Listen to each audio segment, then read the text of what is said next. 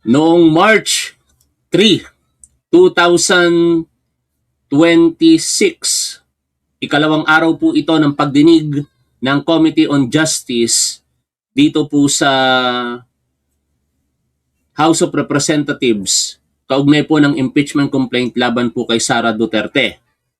At doon po, nagkaroon po ng mga matitinding palitan ng argumento hanggang sa sumapit po yung March 4, 2 araw po ang naging determinasyon ng sufficiency in substance para po sa impeachment complaint number 3 at number 4 laban kay Sara Duterte.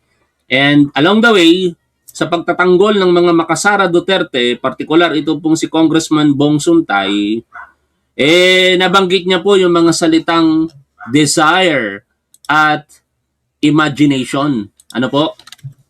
At muli po nating ipapaalala para magkaroon po tayo ng konteksto dito po sa ating pag-uusapan pong pahayag nito pong si N. Curtis.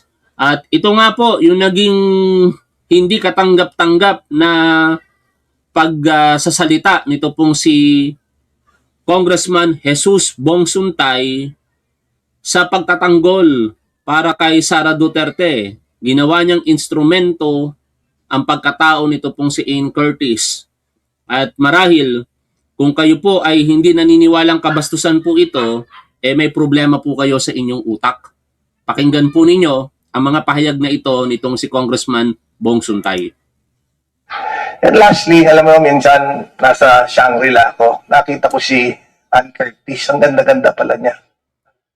You know, may desire sa loob ko na nag-init talaga. Na-imagine ko na lang kung anong pwedeng mangyari. Pero siyempre, hanggang imagination na lang yun.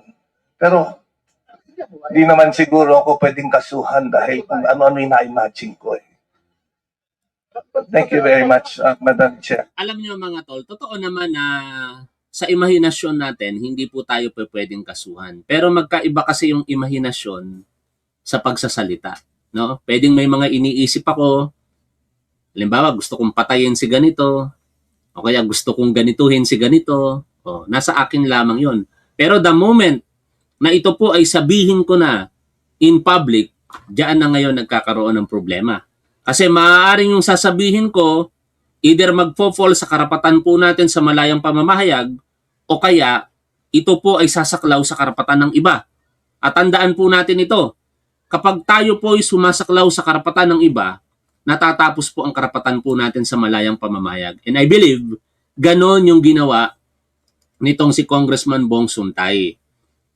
Pinalalabas niya na yon ay kanyang karapatan lamang sa pagpapaliwanag, pagpapahayag, para masabi sa harapan ng publiko na walang criminal liability si Sara Duterte. Pero nagkamali siya sapagkat binoka niya no?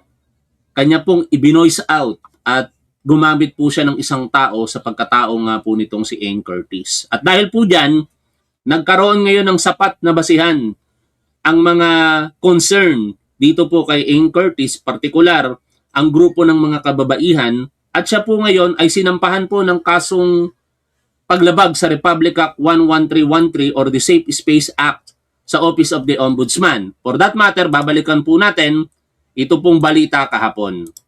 Inireklamo na rin si Congressman Bong Suntay sa Ombudsman kaugnay ng mga nabanggit niya tungkol sa aktres na si Ann Curtis.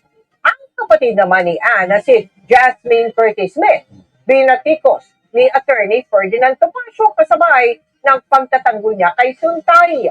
Bagay na inalmahan ng aktres, nakatutok si Salima Refra.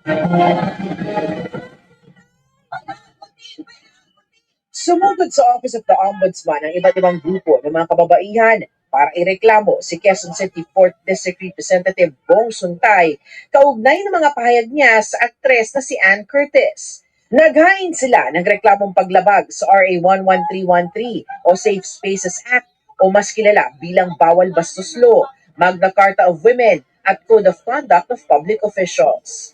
Sa ilalim ng Republic Act 11313, malinaw din po na hindi mahalaga ang intensyon. Kahit sinasabi niyang walang mali siya kuno ang kanyang sinabi, ito po ay malum prohibitum. In and of itself, ito ay isang krimen. ang Para mas maliwanag po sa kaalaman ng ating mga manonood, since nakarinig po tayo ng salitang Latin, no, or yung malum prohibitum. Ang ibig sabihin po nito sa madaling pangunawa na lamang, ito po yung mga paglabag sa batas na hindi na po kinakailangan ng intensyon. No, kasi basically yung mga traditional na criminal offense ay kinakailangan po ng intention Katulad po ng pagpatay, kailangan ma-prove na meron kang intent to kill. Otherwise, it could be an accidental death o kaya or a reckless imprudence resulting to homicide, something like that.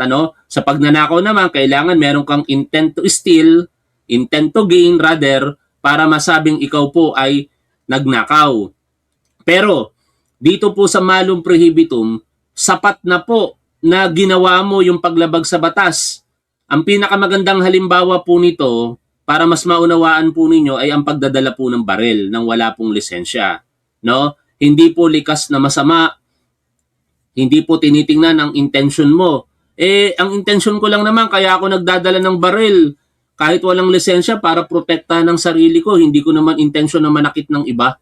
Hindi po titingnan nyo ng batas. Kasi the mere fact na ikaw ay nagdala ng baril na hindi po lisensyado, ikaw po ay lumabag sa tinatawag na malum prohibitum. At ganun po dito sa Safe Space Act ayon po sa pagpapaliwanag ng mga abogado.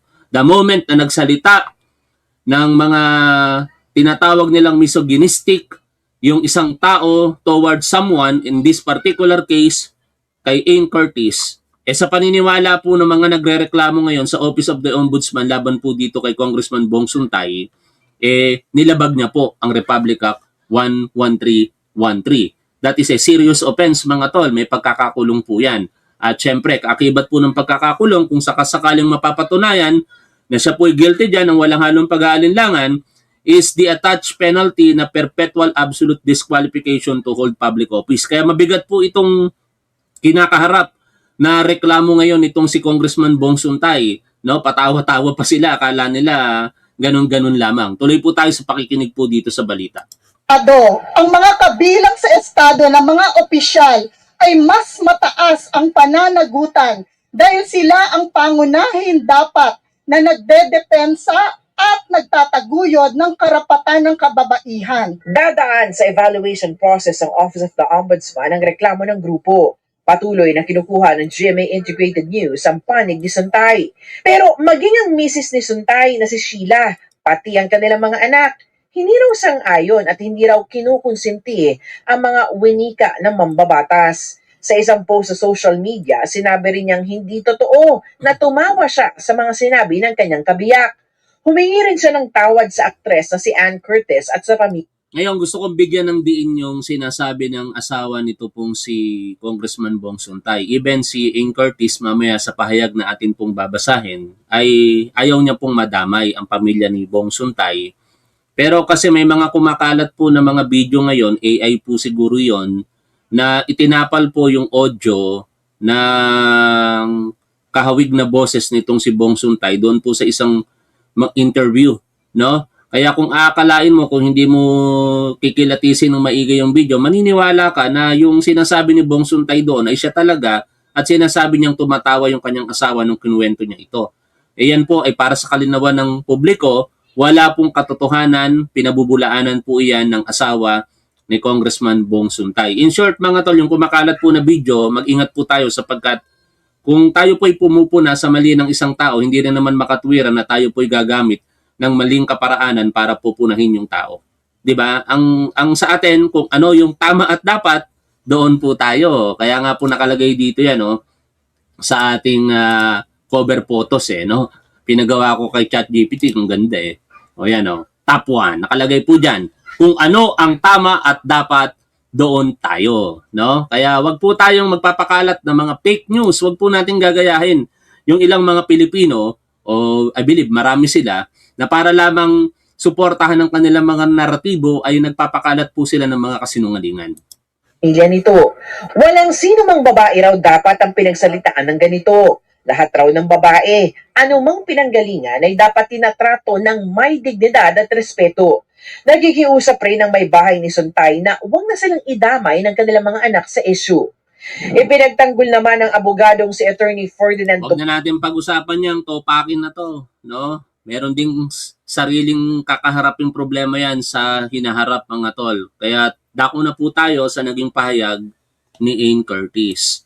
At ito nga po yun, ano? Nagsalita na laban sa pambabastos o bastos na pahayag ni Bong Suntay si Ann Curtis. At ipatagalog po natin ito kay ChatGPT para mas maging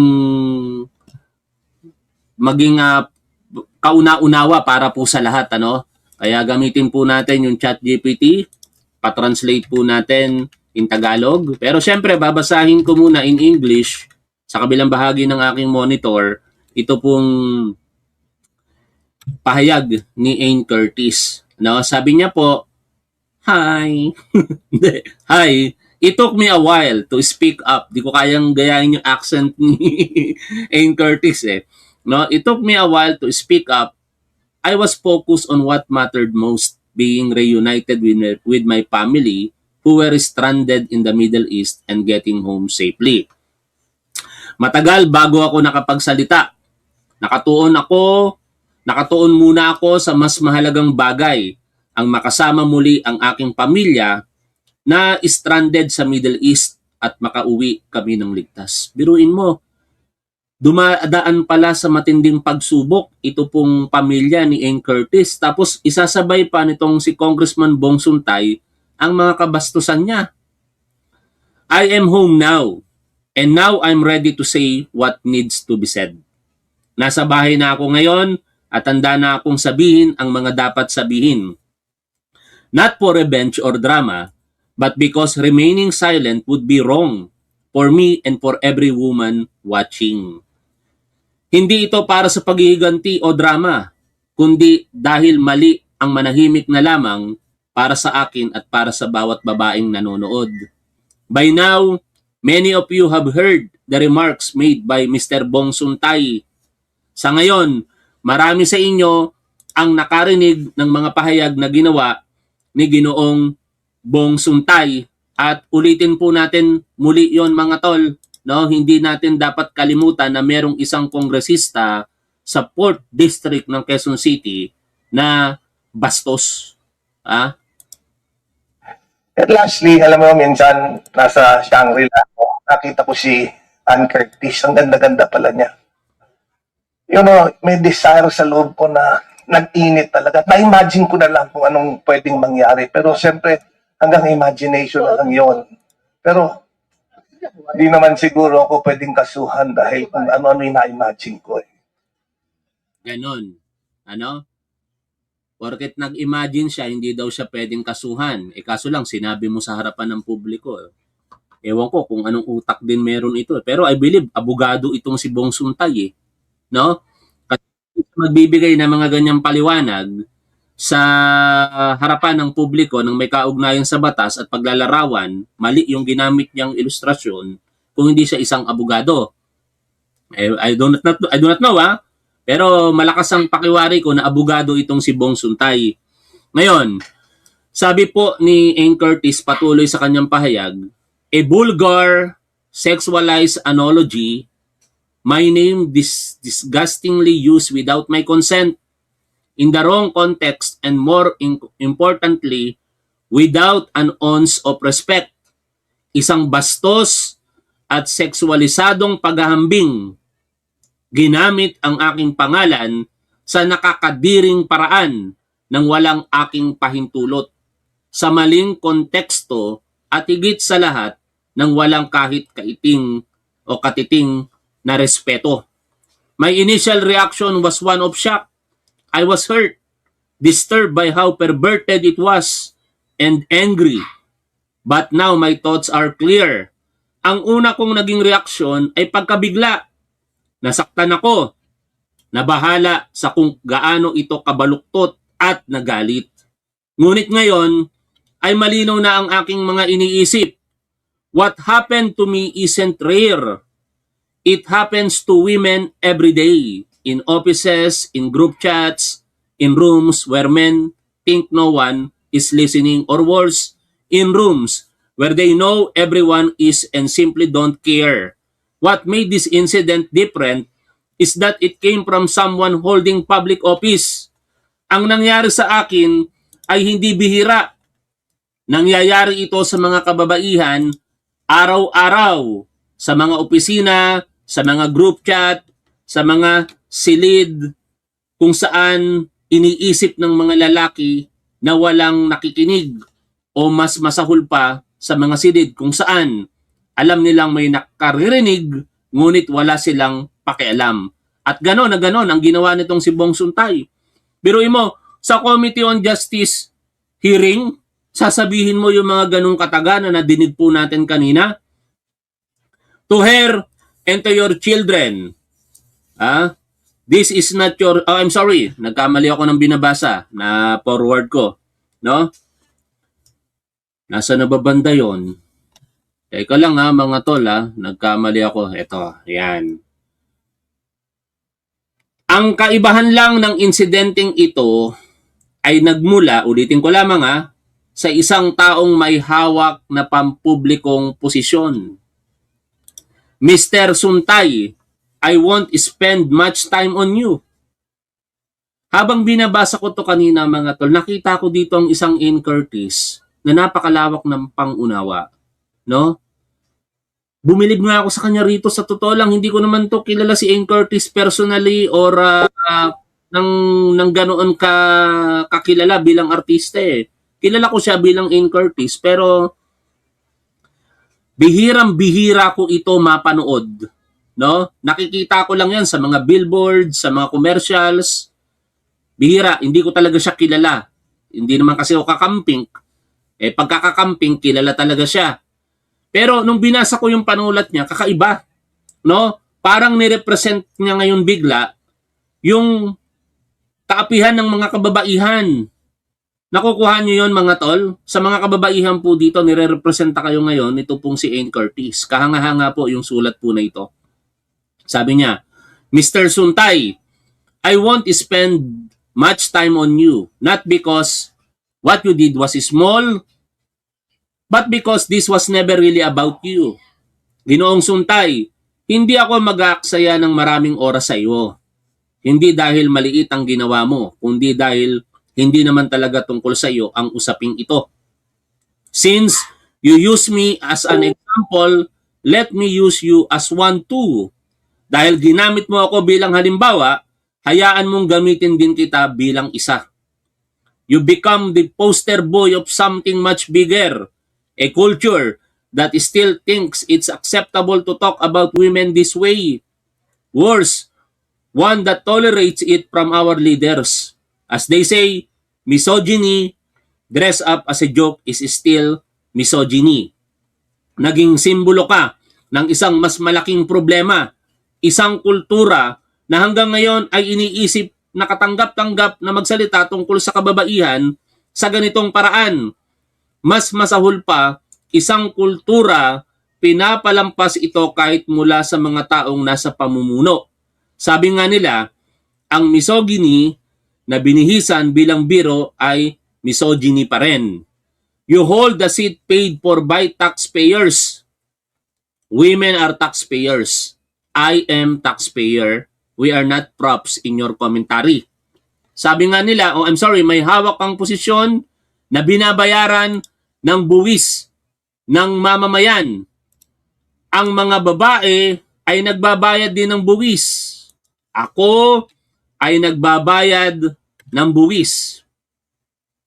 Hindi kami dekorasyon o props sa iyong mga komento.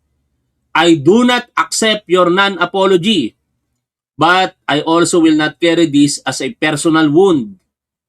Hindi ko tinatanggap ang iyong hindi tunay na paghingi ng paumanhin. Kasi kung matatandaan ninyo mga tol, humingi ng sorry itong si Bong Suntay pero nangangatwiran pa. Meron pang bat-bat. Kaya binatikos tuloy siya ng napakaraming netizen sa pahayag niya na paghingi po ng paumanhin. Kung hihingi kasi ng paumanhin, aminin mong nagkamali ka. Huwag nang mga twiran pa. Ngunit hindi ko rin dadalhin ito bilang personal na sugat. I do, however, accept your wife's apology. Gayunpaman, tinatanggap ko ang paghingi ng paumanhin ng iyong asawa. Because as a wife and a mother myself, I know exactly what she must be feeling. That particular kind of embarrassment, that helplessness, that quiet grief of watching someone choose so poorly in public. Bilang isang asawa at ina rin, alam ko kung ano ang maaaring nararamdaman niya. Ang ganitong uri ng kahihiyan, ang pakiramdam ng kawalan ng magawa, at ang tahimik na lungkot habang nakikita mong may taong pumipili ng napakasamang asal sa harap ng publiko. To her and to your children, this is not your shame. Please know that, and I hope everyone reading this extends them to the same grace. They did nothing wrong, and they deserve to be left out it entirely. No? Sa kanya at sa inyong mga anak, hindi nyo ito kahihiyan. Mangyaring tandaan nyo yon. At sana, ang sino mang nagbabasa nito ay magpakita rin sa kanila ng parehong pangunawa. Wala silang ginawang mali at nararapat na hindi sila madamay sa usaping ito. Now, what I will carry is the responsibility to say clearly on behalf of every woman who has ever been spoken about this way. Ngayon, ang dadalhin ko ay ang responsibilidad na magsalita ng malinaw sa ngalan ng bawat babaeng kailanman ay pinagsalitaan sa ganitong paraan. We deserve better. Not just now, while this topic is a hot issue, but every single day. Hindi lamang ngayon, habang mainit ang isyong ito, kundi araw-araw. Not just from Mr. Suntay, from all of it.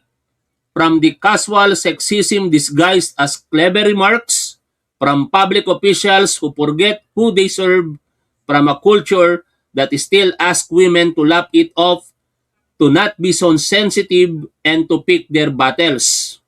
Mula sa pangkaraniwang seksismo na itinatago sa inyo ng kunwaring matalinong biro, mula sa mga opisyal ng gobyerno na nakalimot kung sino ang kanilang pinaglilingkuran, at mula sa kulturang patuloy na nagsasabi sa mga babae na tawanan lamang ito. Huwag maging masyadong sensitibo at piliin lamang ang laban sa kanilang papasukin. Every time a remark like this goes unchallenged, we lower the bar for what leadership looks like. Every time a woman is reduced to a cheap remark by someone holding a position of public trust and nothing happens, we tell the next generation of women exactly where they stand. Sa bawat pagkakataon na ang ganitong klaseng pahayag ay hindi kinokontra o hinahamon, ibinababa natin ang pamantayan kung ano ang dapat na maging anyo ng pamumuno.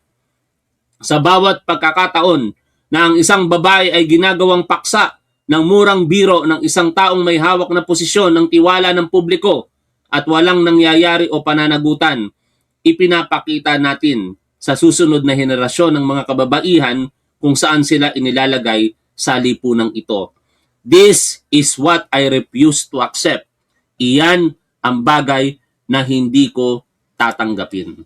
Yan po yung napakalalim na pahayag nito pong si Ann Curtis. At dito nakikita natin mga tol kung sino talaga ang may pagkatao. No? Not Bong Suntay, kung hindi si Ann Curtis. Pero ninyo mga tol, si Ann Curtis na yung binastos, I should say, winalanghiya nitong si Bong Suntay, pero siya pa yung merong pagpapakumbaba. No? Meron siyang pangunawa na wag idamay ang pamilya ni Bong Suntay. Meron siyang pangunawa na hindi lamang ito usapin kay Bong Suntay, kung hindi ito po ay usapin sa ating lipunan kung saan ang mga kababaihan ay ino-objectify. No? Misto lang ginagawang object na gagawin na lamang kung ano ang gusto ng mga kalalakihan. Wala na po tayo sa panahon noon. Kaya nga napakarami ng mga batas ngayon na pumoprotekto sa mga kababaihan. Tapos itong mambubutas, itong mambabastos, itong mambabatas na si Bong Suntay, numero 1 po ang bumabali sa mga batas na umiiral sa ating lipunan. Sabi nga po ng Mayor ng Quezon City, bahagi pa itong si Bong Suntay ng binuo nilang batas, ordinansa para sa pagprotekta sa karapatan ng mga kababaihan sa syudad po ng Quezon. Tapos, ito siya ngayon, numero 1 bumabali doon sa batas na yon. Wala pang Safe Space Act, meron ng batas sa Quezon City kung saan bahagi siya. Siya ay bahagi ng bumalangkas ng batas na yon. Tapos siya mismo babali doon. O anong inaasahan pa natin sa mga ganitong public official? Wala. No? Tapos, ang nangyayari pa ngayon, imbis na humingi ito ng paumanhin, pinalalabas niya pang parang siya pong bida. No? Wala man lang remorse. Wala talagang pinagkaiba sa kanilang mga pinopoon, mga tol eh. Nung nagsalita si Rodrigo Duterte sa harapan ng publiko at ikinuwento niya ang kanyang paglapastangan sa kanilang kasambahay, maling-mali iyon. Unang-una, dapat hindi niya na binanggit yon sa harapan ng publiko. Pangalawa, since binanggit niya, dapat nagpakita siya ng pagsisisi. Biruin mo, kasambahay mo, papasukin mo sa kwarto, lalapastanganin mo, iiwanan mo ng trauma yung tao, yung pagkababae noon. Di ba? Kaya ang nangyayari tuloy, parang nag-iiwan si Rodrigo Duterte ng susundan ng kanyang mga disipulo na tinatawag ni Attorney Joel Butuyan na mga mini Dutertes at Duterte clones. O sa mga nakikinig po dito na DDS, tatanungin ko kayo, tama ba yung ginawa ng poon ninyong si Rodrigo Duterte? Tama ba itong pinagtatanggol nyo ngayon na si Bong Suntay? Napakalinaw ng mensahe ni Ann Curtis. Pagkatao na maayos, respeto para sa mga kababaihan. Sa isang lipunan kung saan ang nangingibabaw ang mga kalalakihan na parang ino-objectify lamang ang mga kababaihan. Ako, personally, offended ako dito. Bakit? Wala akong anak na lalaki. Ang anak ko parehas babae. Kaya malapit ang puso ko sa kababaihan. Teka lang, baka ma-misinterpret nyo ako doon. Mayayari ako kay Top 5. Hindi, in a sense mga tol, na dapat ang respeto natin sa ating mga kababaihan mataas. Di ba? Mauunawaan nyo yan. Lalong-lalo na kung kayo ay walang anak na lalaki. Walang anak na lalaki katulad ko. Puro anak ko babae. Dapat pahalagahan, no, ang pagkatao ng mga kababaihan. Igalang. Hindi ako nagpapaka-perfecto dito mga tol. May kanya-kanya tayong flaws. May mga kanya-kanya tayong pagkukulang, pagkakamali. Pero simple lang naman eh. Di ba? Lalong-lalo na sa isang public setting. Lalong-lalo na kung ikaw ay taong gobyerno. Mas mataas ang standard na hinahanap sa'yo. O kaya nga ako, kung ako po tatanungin ninyo, hindi lamang Safe Space Act ng ikakaso dito eh. Kasuhan din ito ng paglabag sa Republic Act 6713 or yung Code of Conduct and Ethical Standards for Public Employees and Government Official. Tapos i-push yung ethics complaint laban dito kay Bong Suntay. Hindi dapat to palagpasin administratively ng House of Representatives. Dapat maparusahan once and for all itong si Bong Suntay sa kanyang ginawa, hindi lamang kay Ann Curtis, kung hindi sa lahat ng mga kababaihan.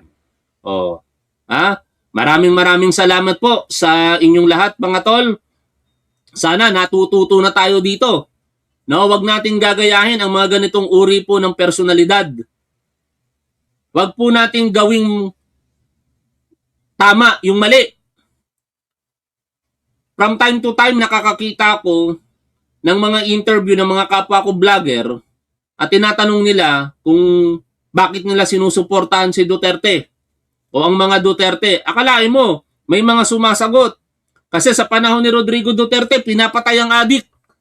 My goodness. Yung mga nagsasalita pa ng mga ganyan, baka hindi pa nakaranas ng pagpatay. Alam ninyo, the end does not justify the means. Kasabihan po yan. Diba? Kahit sa paniniwala ninyo, tumahimik, hindi naman talaga tumahimik nung panahon na yun. Pulis ako eh. Alam ko nangyayari eh. But sana kung hindi ako naging pulis, baka mabola pa ako ng mga Duterte at supporters nito. Naging pulis ako eh. Hindi talaga tumahimik. Takot ang nararamdaman ng taong bayan. At marami sa mga natatakot na dadamay, napatay. Tapos sasabihin, okay lang kasi mga adik. Tapos igagaslight nila. Paano naman yung mga hindi adik na nabibiktima ng mga adik? Nasaan bansa ba tayo? Nasa demokrasyang bansa tayo, may batas na umiiral. Yun ang pagganahin. Kung gusto nyo na pagpapatayin ng mga adik, lumipat kayo ng ibang bansa, kasi iba yung batas doon, dito iba rin ang batas. Meron tayong demokrasya, may due process. Ngayon, isisigaw ninyo due process para kay Rodrigo Duterte na ipinagkait sa panahon ni Rodrigo Duterte para sa mga naging biktima ng extrajudicial killings. Yun ang punto doon. No? Huwag nating itama ang mali. Dahil kasabihan, ang mali ay hindi po maitatama ng isa pang pagkakamali. At ganyan na ganyan ang nangyari sa Duterte administration. And karma, sabi nga nila, is a bitch. Di ba? No? Tingnan nyo nangyari kay Rodrigo Duterte. Nakakulong na ngayon. Malayo sa kanyang pamilya. Nasa twilight na siya ng kanyang buhay, ang layo-layo pa ng kanyang mga mahal sa buhay. Ang lungkot nun. No? Mahirap pagkakarma po ang dumating. Hanggang dito na lamang. Pasensya na, para ako naging pastor. Pasensya na, ha? Nangaral tayo. Pero maraming salamat po sa patuloy po ninyong pagsuporta sa ating programa. At syempre, yung pagsuporta ninyo sa gobyerno, maraming salamat higit sa lahat sa ating Pangulong Bongbong Marcos. Kasi kung hindi naman po kayo sumusuporta kay Pangulong Bongbong Marcos, malamang sa malamang, wala din po kayo dito sa ating programa. Maraming salamat po sa inyo. Binabati muli natin ng maligayang kaarawan ang ating majority leader, ang anak ng ating Pangulo, panganay na anak, si Congressman Sandro Marcos ng maligayang kaarawan. Shout out po sa inyong lahat. Lagi po nating tandaan kung ano po ang tama at dapat, doon po tayo. Keep safe. See you always. Bye for now, mga tol.